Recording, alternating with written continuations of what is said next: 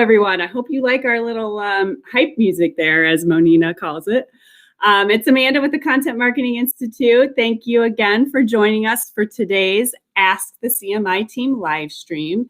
You can join us here just about every Monday right here at noon. Thank you all so much for being here today. Every week, we give you access to the people who work their magic here behind the scenes at CMI, at the Content Marketing Institute. So if there's any topics that you'd like to see us cover, if you have any burning questions for members of our team, let us know. We want to cover what you guys want us to talk about. So if there's anything you want to know about CMI or from any of our team members, please let us know and we can cover them in future live streams.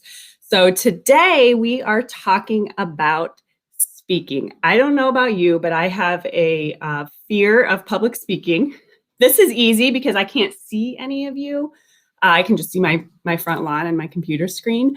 But if you are interested in speaking or a speaker yourself, at CMI, we run two events, our event called the ContentTECH Summit, and of course, Content Marketing World, the largest gathering of content marketers in the world. So if you've ever thought of speaking at one of our events, or really just any event, we're going to share with you what our speaker expert is. We have a great expert here at CMI, what she looks for in a good presenter, and hopefully it would help you make it to one of our orange stages.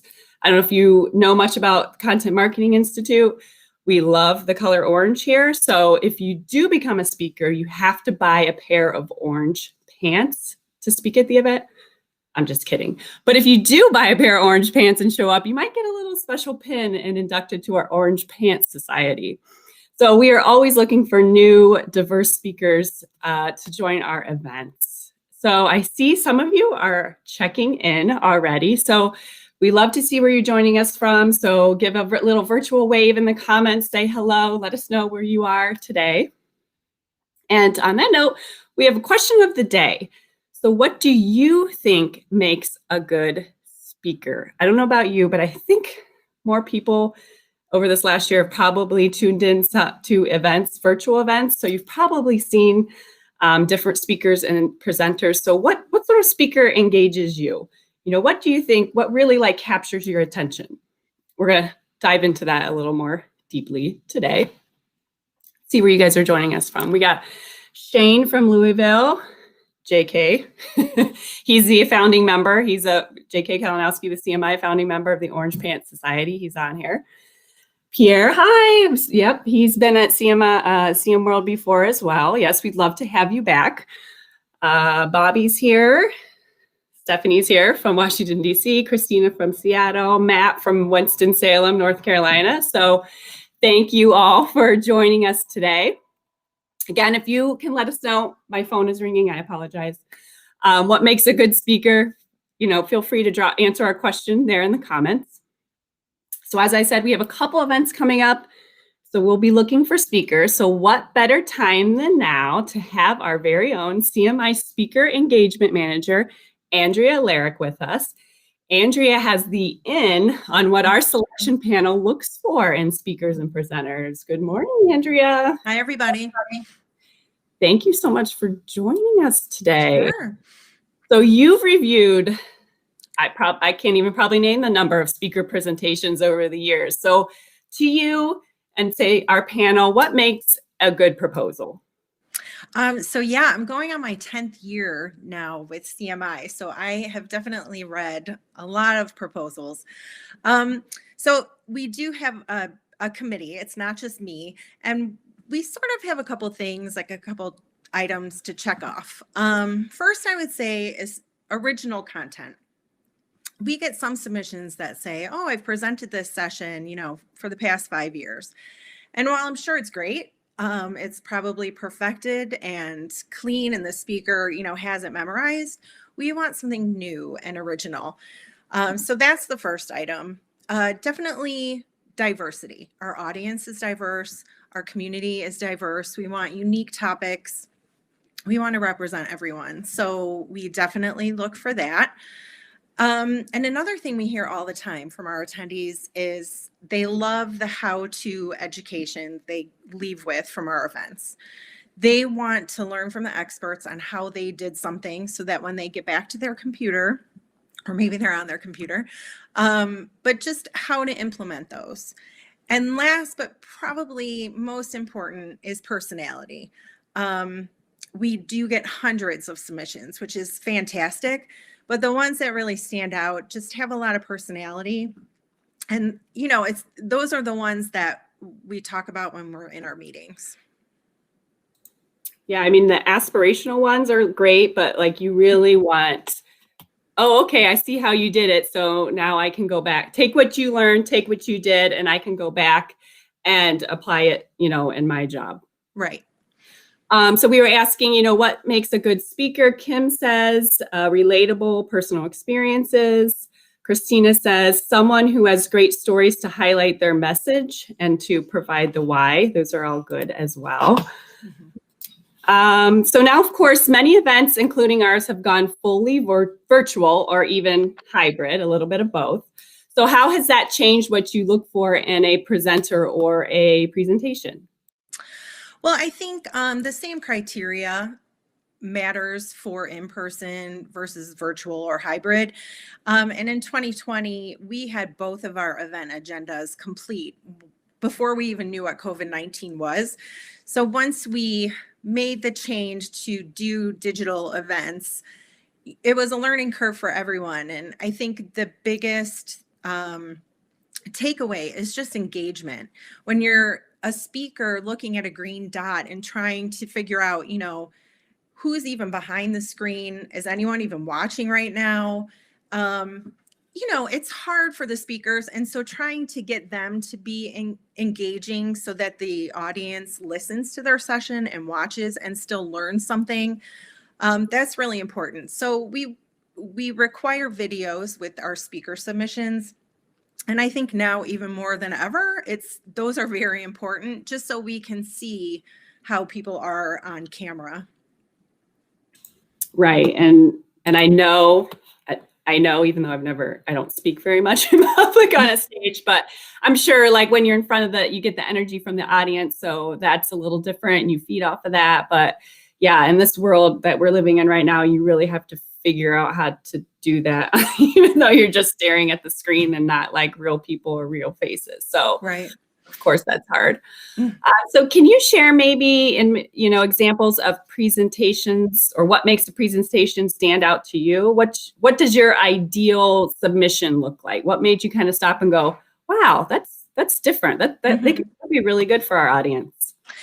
Well, I think because we see so many, there is one field on the submission form that says, please let the committee know why you should be selected and be creative. And so some of those responses are the best and sort of what keeps people at the forefront of your mind. And I'll never forget one of my favorites. It was like 7 or 8 years ago when I was still doing this with Joe Polizzi. One of the submissions was a song. Someone wrote a song and played the guitar and sang a song as to why he should be selected. And he was, because it was super creative and we all just loved it. And I know not everyone's a singer-songwriter. I mean, I'm not, but we've seen sock puppets, oh, that's funny. Cool filters, jugglers. I mean, we've seen it all and we remember those. So, right. Be creative. Right. That's great. Again, if anyone has a question for Andrea about speaking at one of our events, please feel free to drop a question in here. We have people joining us from Pakistan, Cleveland, of course. Andy from Indianapolis is here as well.